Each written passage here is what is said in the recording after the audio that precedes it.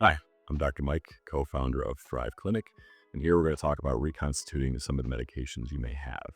So when you get your initial order of either Sermorelin or NAD, they're going to come in a vial or bottle that looks like this. It'll have your information, your name, the prescribing doctor, which would be Dr. Decker, and at the bottom of it, it'll have some directions as far as how to what we call reconstitute or mix this medication to make it usable. So when we open this guy, it's going to come in a vial that looks like this. This one is NAD. Might look a little different, kind of more like this one, depending on which medication you're using. But when you get it initially, it's going to be more of a powder. So something that looks more like this versus liquid here. What you're going to do is take what also comes with it, which is this little bottle of what we call bacteriostatic water or a sterile solution here. You're going to take one of your needles, which will come in a pack that looks very similar to this.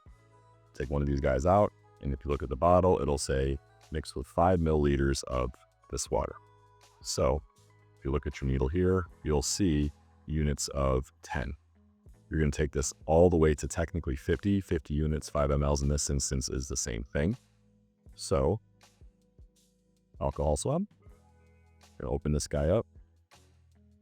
And you might have a top like you see on this one here. So you might have to take that one off.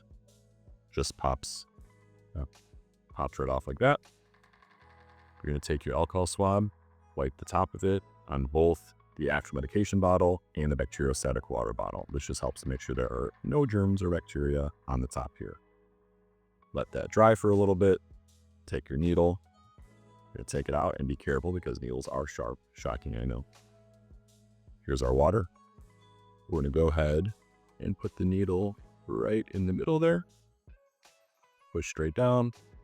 Flip it upside down like this, and you're going to pull all the way down to that 50, or at least how this syringe is marked. I like to pull a little bit further just to make sure any air bubbles kind of get pushed back in. I'll push back up to the 50 mark. There we go. So we're done with that. Here's our 5 mLs or 50 units of bacteriostatic water. We're going to take our medication vial. Same process, be careful with the needle. You're going to put it right in the middle. There we go. And then you're going to actually just fill the medication bottle with that water.